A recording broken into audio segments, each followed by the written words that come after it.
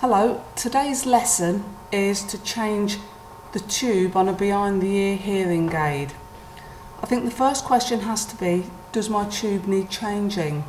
So if you get your nails onto the tube and squeeze it, it should bounce out quite nicely like this one's doing. However, if when you press it in, it stays in and doesn't bounce back, that's normally a good sign that the tube's gone hard. And also discoloration, this will actually go yellow, and again you might want to change it for cosmetic appearances. So the first thing we've got to do is take off this mould and tube from the hearing aid. So my advice would be, don't just rip it off, because if it has gone solid, this tube will attach itself to this coupler quite rigidly and you could end up breaking the coupler. So if you get a sharp instrument, and by that it could be a flat-ended screwdriver or a tool like this. This is a tool from Hobbycraft. I'm not quite sure what it's for, but it does the job quite nicely. And if you just gently feed it down inside the tube there and loosen it off and even cut into it, you can then pull it off quite nicely and detach the mould and tube. This is quite an easy mould to tube because it's very straight. However, some of you may have a 90-degree bend in it, which will be slightly more difficult, and we will talk about that through the video. So to take this out, you need a pair of pliers which you grasp the tube at the end where it attaches to the mould and turn. And as you can see, that's coming out quite easy. So continue to pull it out. If you end up by any chance leaving some of the tube in there, then you'll need one of these tools, and most of this equipment you can get off our website from our shop, which you'll also find on this website. So if you leave any of the tube in here, using this piece of equipment, you just screw in until it all comes to pieces and comes out, because this passageway has to be clear to get the new tube in.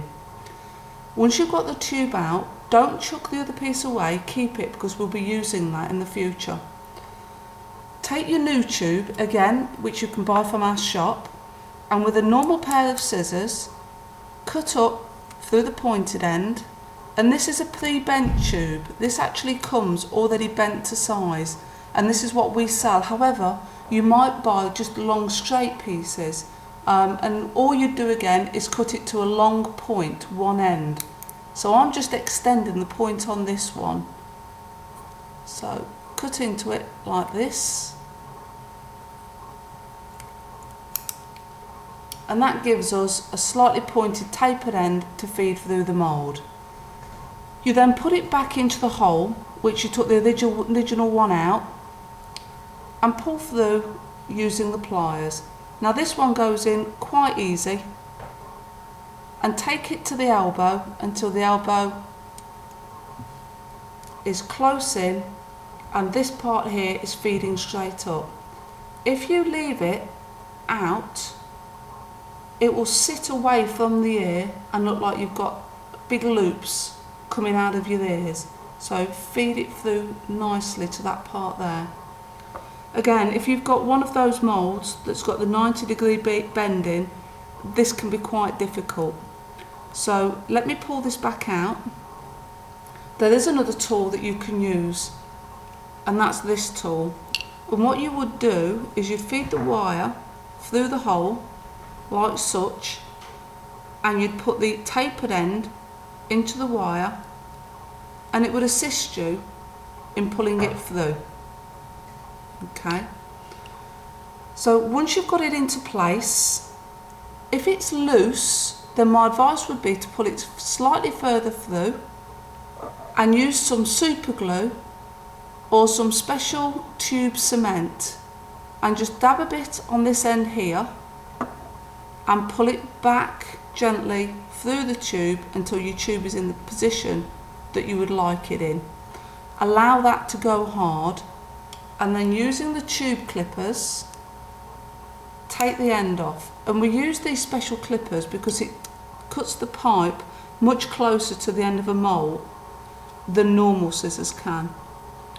Once you've done that, you need to get the length correct. So you take your old piece of tube and just measure upwards and cut it to the same length as the old one.